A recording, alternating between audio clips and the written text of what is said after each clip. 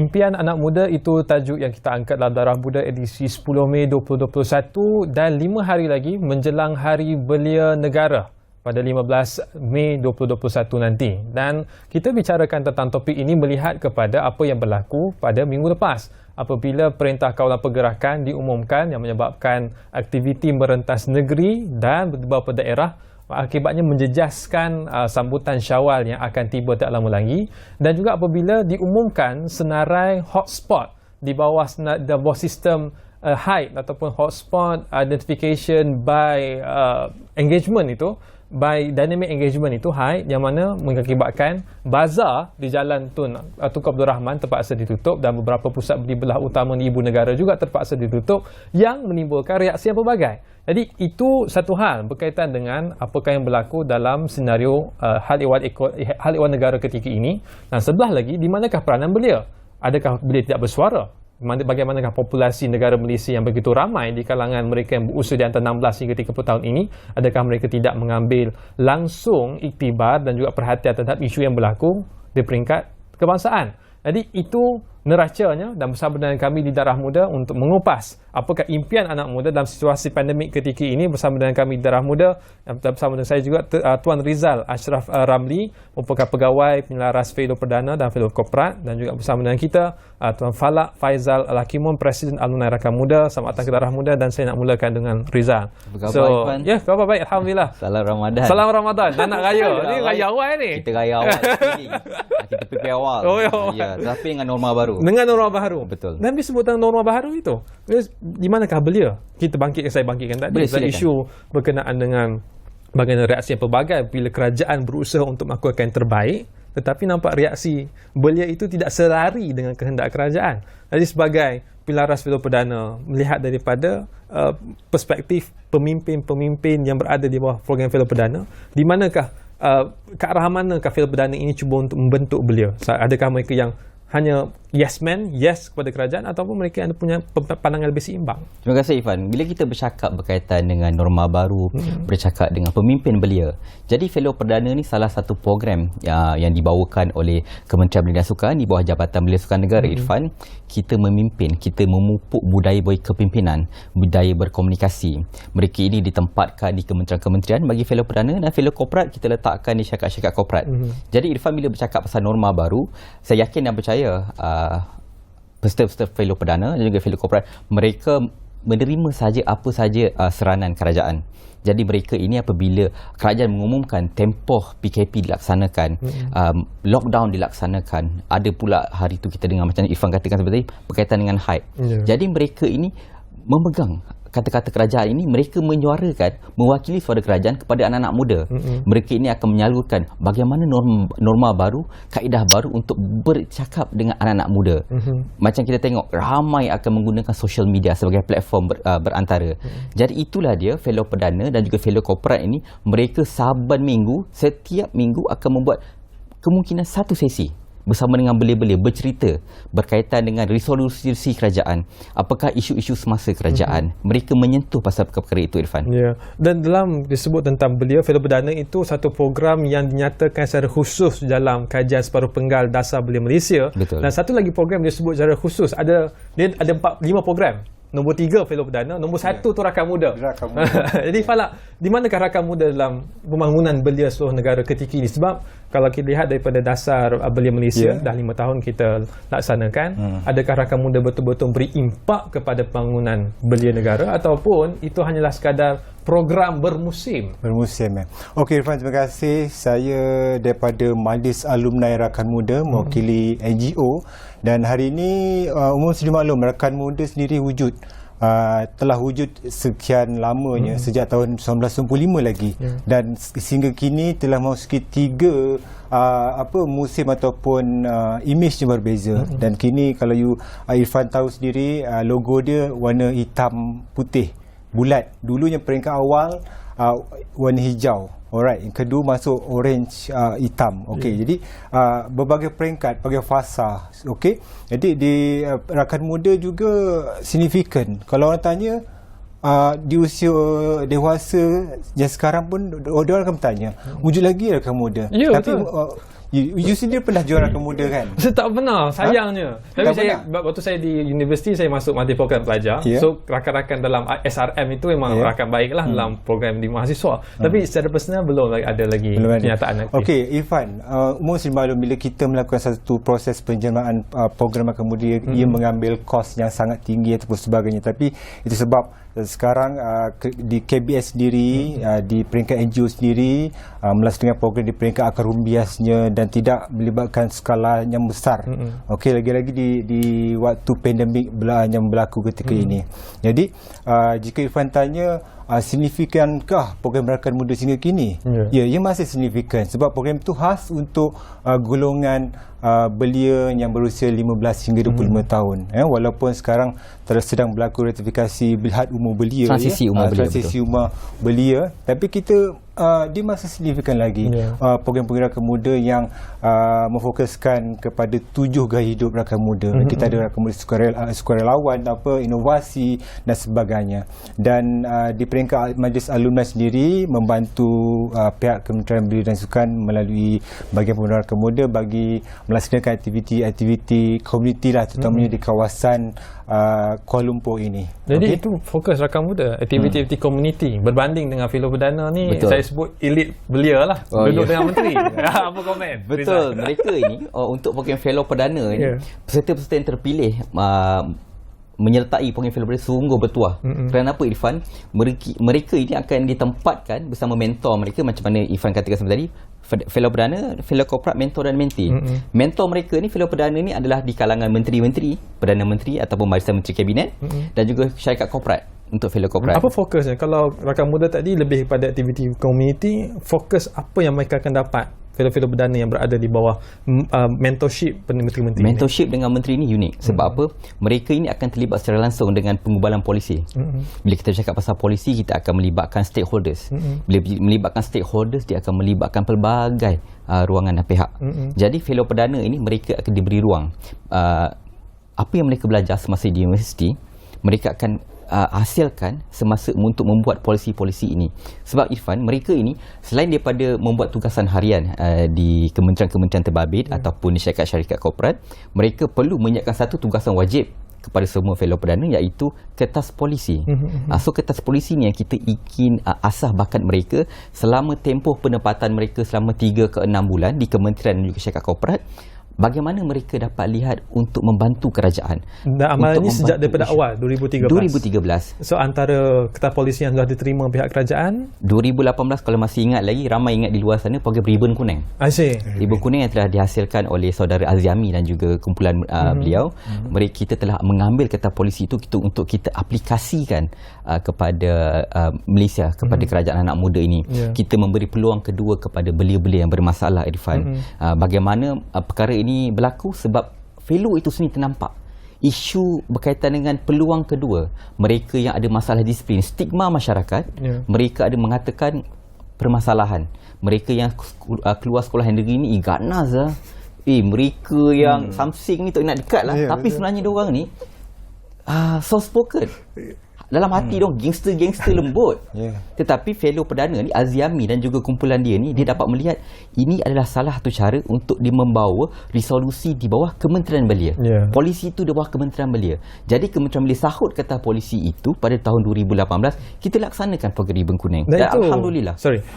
Itu kaitan impian anak muda kita. Tapi ada dua kumpulan anak muda ketika ini, antaranya yang memang terlibat langsung dengan jentera kerajaan dan satu lagi rakan muda di kalangan belia-belia yang ada di grassroots, di akar umbi.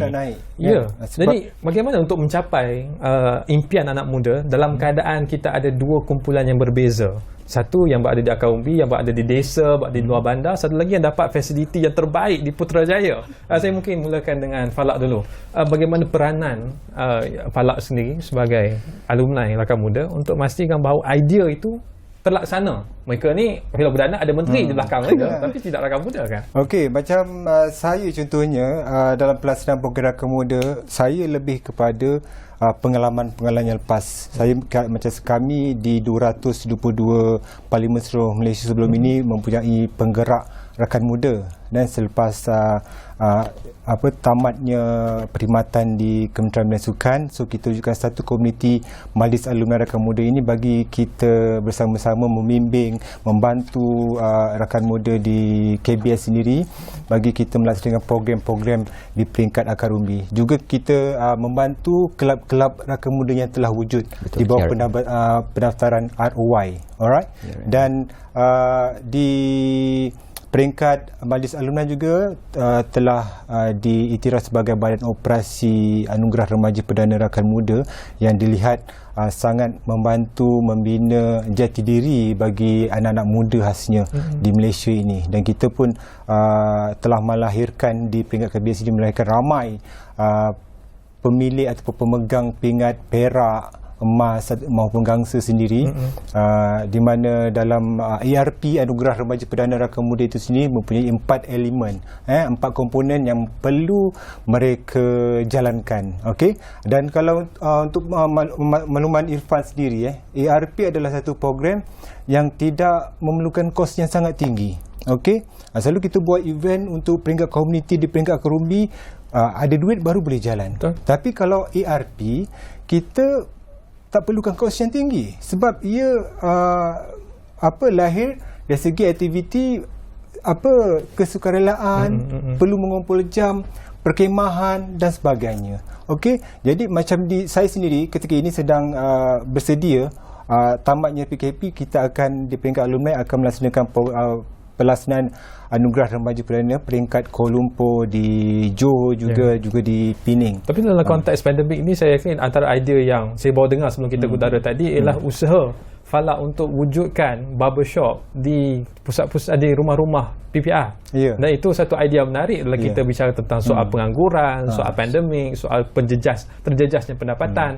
Sejauh mana idea tersebut sekarang ni diusahakan? Itu merupakan salah satu usaha yang kita akan lakukan dalam masa dekat, di mana Majlis Alumni sendiri akan bekerjasama dengan seorang hairstylist yang terkemuka di Malaysia ni, Bambang Soteto, di mana beliau sendiri mempunyai rangkaian lebih daripada 10 kedai gunting rambut, salon, dan di Majlis Alumni akan bekerjasama dengan beliau, dan beliau juga akan membuka akademi sendiri, Akademi Bambang Soteto, dan kita kerjasama bagi melatih di 53 perumahan awam dan juga perumahan rakyat di kawasan DBKL ini. Kita ada 53 kawasan.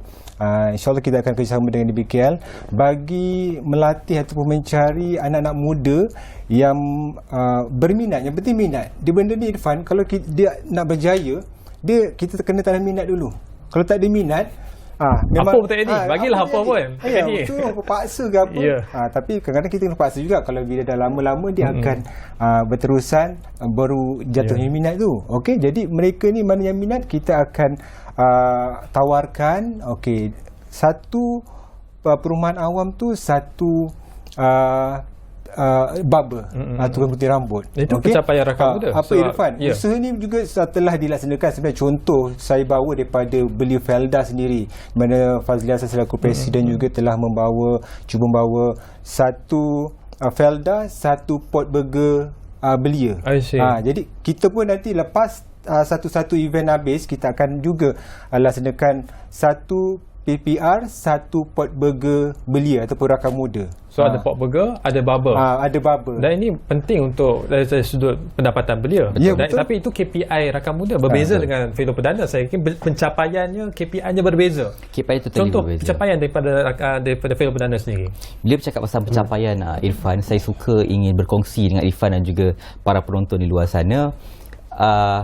Lahirnya banyak pemimpin ni pada program fellow perdana. Itu paling penting. Sebab apa? Successful story-nya, successful pesertanya dah ada. Ada yang telah menjadi ahli politik. Ada yang menjadi pegawai khas. Nak sebut nama ke ahli politik tu? Ahli politik. Ada ramai ahli politik, Irfan. Falak ramai ahli politik kita di Malaysia bagi fellow perdana. Ada yang jadi pegawai kerajaan. Ada yang menjadi pegawai kepada menteri, kepada Barisan Menteri Kabinet dan juga Perdana Menteri. Ada yang menjadi usahawan. Bagaimana mereka mendapat perkara itu? Melalui ilmu, pengalaman semasa ditempatkan menjadi peserta fellow perdana dan juga fellow korporat, Irfan. Bukan senang, Irfan. Ingin saya kongsikan Irfan dan juga penonton di luar sana. Dalam kelas, awak di luar sana, satu kelas tu kita di universiti ni Irfan kita tengah duduk tengah buat assignment kan, dalam 40 orang tu awak seorang je terfikir, boleh ke satu hari aku bekerja dengan Perdana Menteri, tak dapat Perdana Menteri pun nak kerja dengan Datuk Seri Rizal Merican lah, nak kerja dengan yang Muhammad Khairi Jamaluddin. Inilah programnya. Tapi di Malaysia Hanya 18 perdana. juta belia, Betul. hanya ada 30 menteri dan tidak menteri. 31. So 31. So 31. dia punya persaingan tu luar biasa itu. Persaingan Bagaimana dengan sangat luar biasa. mereka di Sabah dan Sarawak, adakah ada ruang dan peluang yang sama? Setiap tahun daripada tahun 2013 hingga tahun 2020 dan juga 2021 kita tengah ada proses pemilihan, akan ada wakil daripada Sabah dan juga Sarawak dan juga pelbagai bangsa. Tidak ada kita letakkan target orang ini, bangsa ini berapa, mereka di Sabah berapa, tidak. Kalau you bagus, you layak untuk menyertai, kita akan bawa termasuk. Tetapi memang every single year, setiap tahun, saban tahun memang ada peserta daripada Sabah, Sarawak dan juga Semenanjung. Kalau boleh saya katakan, hasil daripada program fellow perdana dan juga fellow korporat ni Irfan dan juga Falak, tadi saya sebut ahli politik, ni saya nak sebut juga saudara Hafiz, Press Secretary kepada Datuk Seri Syamuddin. Saya ada Leroy Ting, Head of Public Policies dan Government Affairs di Shopee Malaysia. Saya ada Govet di Aziata. Ini antara produk-produk, saya rasakan mereka menjadikan pengalaman sebagai fellow, dan mereka menjadikan fellow itu selama 6 bulan tu dia ambil peluang every single day, setiap hari membuat connection bersama dengan stakeholders. Tapi fellow perdana tak ada usaha untuk memastikan bagi mereka yang menyertai fellow perdana akhirnya akan terlibat langsung dalam usaha membuat dasar. Sebab bila sebut tentang bangunan belia di negara kita, di situ cabarannya. Bila Walaupun cakap, kabinet 31 orang, tapi takkanlah YB1 Faisal seorang je yang muda. Yang lain tu pasca muda. Orang nak kata muda, insya-Allah ramai bakal YB muda bakal bertanding selepas ni mungkin. Jadi kalau kita lihat berkaitan dengan polisi, bercakap dengan polisi Irfan, saudara Irfan, kertas polisi every single year, setiap tahun mereka perlu mewujudkan, perlu menyiapkan kertas polisi. Kertas polisi inilah yang kita akan kumpulkan untuk kita membentangkan kepada penyelia mereka. Contohnya isu pengangguran ataupun isu gelandangan. Jadi fellow perdana di Kementerian Terbabit akan tackle isu gelandangan ini dan akan present berkait apakah solutionsnya, apakah pandangan fellow terhadap isu itu. Biasa sebut tentang dasar dan juga polisi, antara isu yang dibangkitkan dan dijelaskan secara khusus dalam dasar belia Malaysia ialah soal sosialisasi politik belia, yang mana mereka ini semakin meminggirkan diri daripada politik. Baik. So Falak di kalangannya, Falak bersama dengan belia di akar undi, bukan saya di bandar tapi juga di kawasan desa. Dia sebut tentang undi 18. Sejauh mana penerimaan belia? Adakah belia memang nak suruh undi 18 itu dilaksanakan secepat mungkin, ataupun belia anggap bahawa tak apa, kita beri ruang kepada COVID-19 dulu, belia politik kemudian tak apa, selesaikan soal internet di Sabah Sarawak dulu, belia tak perlulah mengundi lagi. Okey Irfan, saya sebenarnya antara di kalangan belia yang hijrah daripada desa ke ibu kota. Desa dah lama, tapi di ibu kota ni lebih lebih kurang 2 tahun lebih lah. Alright. Bagi memasarkan lagi produk kesihatan yang saya niagakan. Okey. Jadi berkaitan dengan pertanyaan Irfan tentang undi 18, relevankah, signifikankah dilakukan pada ketika ini? Jika dari suara pandangan alumni Rakan Muda sendiri, saya bersetuju supaya mereka yang berusia 18 tahun dan ke atas diberikan ruang dan peluang untuk bersuara. Okey. Walaupun umum sedia maklum di luar sana ramai mereka ada yang tidak setuju. Of course lah yang tak setuju ni di kalangan mereka yang berusia, kerana mereka khawatir apabila kehadiran mereka yang muda akan meminggirkan yang tua. Tidak, kita kena guna pepatah lama, yang tua dihormati, yang muda disayangi. Betul? Tapi perkara itu tak berlaku kalau kita lihat dalam isu Ain sebagai contoh, yang isu jenaka lucah di sekolah. Ada pertembungan hebat di antara mereka di kalangan generasi muda dan generasi tua. Dia seolah-olah tak boleh tak boleh bersama dua generasi ni. Macam mana ya kita ni Undi 18 rasanya kalau laksana Undi 18 ni orang tua akan terpinggir. Tak apa, saya pun selalu menggunakan konsep hormat dalam kepimpinan kepada mereka yang berusia. Memang setengah mereka yang berusia ataupun dewasa agak sukar untuk menerima pandangan orang muda. Tapi yang muda ni kita kena stay cool kata orang. Kan? Jangan terlalu memberontak, terlalu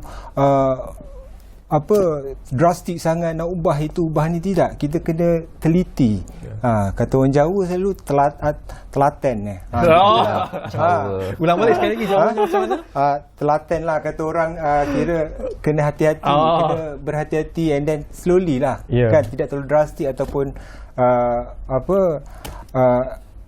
gopoh. Kalau tu saya bangkitkan satu lagi soalan. Ketika ini ada satu pandangan di Twitter lah. Saya nak minta pandangan dari Irfan. Kerajaan gagal atau beliau yang gagal dalam menangani pandemik COVID-19 di Malaysia? Masing-masing kena faham dari segi situasi semasa, kan, kerajaan dan juga masyarakat ataupun belia, kan. Dari sekarang pandemik ini memang memberikan impak negatif lah, terutamanya kepada belia, peniaga-peniaga semua terjejas. Saya pun terjejas. Jadi itu pandangan yang stabil, yang seimbang.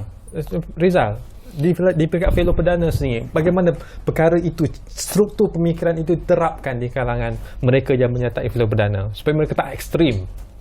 Mereka yang menyertai fellow perdana ni, mereka dah tahu susu jalur pentadbiran kerajaan, bagaimana satu keputusan itu dibuat. Kadang-kadang kita di social media ni kita melihat netizen ni, budak-budak muda ni macam yang saudara kawan saya cakap di Falak, diorang ni drastik sangat. Nak tukar sekarang, ubah sekarang. Sebenarnya apa saja yang kita lakukan, Irfan dan juga penonton di luar sana, kita ada prosedurnya, ada langkah-langkahnya. Jadi fellow perdana ni mereka memegang utuh apa saja resolusi ataupun yang dibuat oleh kerajaan. Jadi di akhir ini mungkin ucapan terakhir daripada Falak yang mewakili alumni Rakan Muda yang sebenarnya banyak jasa pada negara, cuma dia unsung hero. Mereka kita tak dengar di manakah kedudukan mereka. Macam fellow perdana yang dengar lah mereka cilik belia. Di akhir ini apakah ucapan kepada penonton-penonton supaya yang pertama mungkin bergiat aktif dengan Rakan Muda, dan kedua terus berkhidmat supaya impian anak muda kita tu boleh tercapai. Okey, kepada semua penonton, bekas-bekas ahli Rakan Muda, mereka yang pernah menyertai Rakan Muda, okey, pada 15 hari bulan Mei ini bukan sambutan Hari Belia Peringkat Kebangsaan. Jadi kepada anda semua agar dapat menyokong idea-idea anak muda khasnya dan memberikan galakan kepada mereka untuk melakukan aktiviti sukarelawan untuk masyarakat yang memberi impak pada yang semua. Dan di pihak saya sendiri, insya-Allah dalam masa terdekat juga tidak sabar sebenarnya Irfan untuk beraksi membawa truk Rakan Muda. Kita ada truk Rakan Muda 5 tan punya untuk membuat jelajah di seluruh Malaysia. Kita ada truk tersebut juga kita akan bawa sepenuh Hari Belia Negara nanti, insya-Allah, jangkakan di Pulau Pinang. Tapi kita tengok situasi keadaan semasa nanti. Kena disiplin lah, SOP. Baru boleh kes turun dan boleh jalan truk. Rakan Muda dan juga FTX Sport kita kerjasama untuk kita hangatkan kembali Rakan Muda seperti waktu yang lalu. Dan kita memerlukan, Rakan Muda memerlukan sokongan anda semua. Mana-mana yang ingin bekerjasama dengan Rakan Muda Malaysia boleh menghubungi saya ataupun di Instagram falak.88. Alright, Rizal, silakan ucapan terakhir. Pastinya impian anak muda yang nak join bawah Perdana Menteri Tan Sri Muhyiddin Yassin. Jadi saya ingin tambah sedikit apa yang Saudara Falak katakan tadi, di bawah kepimpinan Yang Berhormat Menteri Belia dan Sukan Datuk Seri Rizal Merican dan juga yang berbahagia Datuk Dr. Hajar Wasitah, Ketua Pengarah Jabatan Belia Sukan Negara, my boss Irfan. Saya rasakan mereka ini dua role model di pihak kementerian, yang mana untuk kita bawakan suara-suara anak muda, tidak kiralah mereka di program grassroots Rakan Muda, program sukan mahupun belia, iaitu program fellow perdana dan juga fellow korporat. Jadi saya membuka ruang dan peluang kepada anak muda di luar sana. 15 Mei kita akan menyambut Hari Belia Negara dengan bertemakan dekad ini, dekad anda. Bila katakan dekad anda, gunakanlah suara anda di social media dengan secara hormat, dengan cara teratur bahasanya. Dan saya menyeru kepada semua, macam Saudara Falak katakan tadi, sokonglah kepimpinan dan juga apa saja program yang akan dilaksanakan oleh pihak Kementerian Belia. Dan jangan lupa InsyaAllah untuk nak buka kepada fellow perdana, fellow corporate dah tutup permohonannya Irfan. Kita dalam proses pemilihan. Berapa ramai yang apply? Tahun ni sasaran kita fellow perdana seramai 82 orang, fellow corporate seramai 38 orang. Tetapi jangan risau, kita masih akan buka untuk tahun 2022. Saya yakin mereka yang tengah menonton ni dan mungkin ada yang kena apply next year. Betul. Jangan tertinggal tarikh tutup itu. Jadi terima kasih sekali lagi kepada Rizal Ashraf Ramli dan juga Tuan Faizal Dakimu bersama kita Darah Muda berkongsikan perspektif berkenaan dengan impian anak muda.